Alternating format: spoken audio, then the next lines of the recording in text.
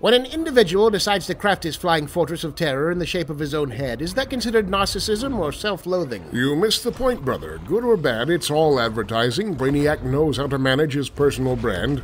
Really, it's only by grace of limited resources that our own celebrities don't do the same thing. A world where Kylie Jenner's enormous head hovers perpetually over the Los Angeles skyline. Small mountain villages waking up to the shadow of Channing Tatum's gargantuan skull blotting out the morning sun. A terrifying dystopia. Of course, his wife gets that right now.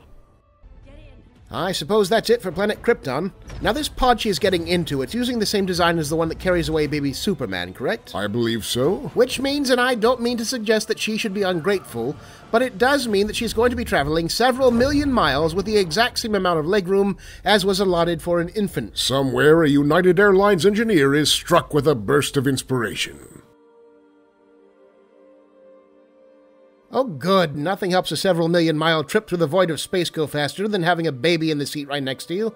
This is a United flight, isn't it? At least they're not sharing the same air. Babies do unfortunate things to sealed environments. Ma and Pa Kent will probably want to let that thing air out a little once it lands. I guess it takes these pods a little while to get up to speed if they're being overtaken by planetary debris. Giving her the benefit of the doubt, she's going maybe a couple thousand miles an hour here, so a journey of around 27.1 light years will take approximately, several 100 billion millennia, give or take. She should have packed a magazine. And here's the natural progression of the traveling with babies quandary. Everywhere they go to fight crime, Robin's back there kicking the back of Batman's seat. Batman swatting blindly behind him, yelling at the kids to settle down. Batman strikes me as the sort of person who doesn't make much of an effort himself to keep the interior of his vehicle particularly clean, but gets extremely upset when his passengers drop a straw wrapper or something.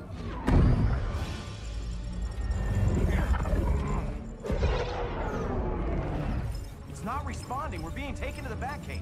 Robin doesn't realize that his console doesn't actually connect to anything. Batman just installed it so he'd have something to keep busy with on long trips. Cut to a stack of Pixar DVDs and a juice box on the seat beside him. I like to think the entire plot of Injustice 2 continues like this, just scenes of petty arguments inside of cramped vehicles, eventually escalating into full-scale war. Injustice 2. We are turning this car around right now.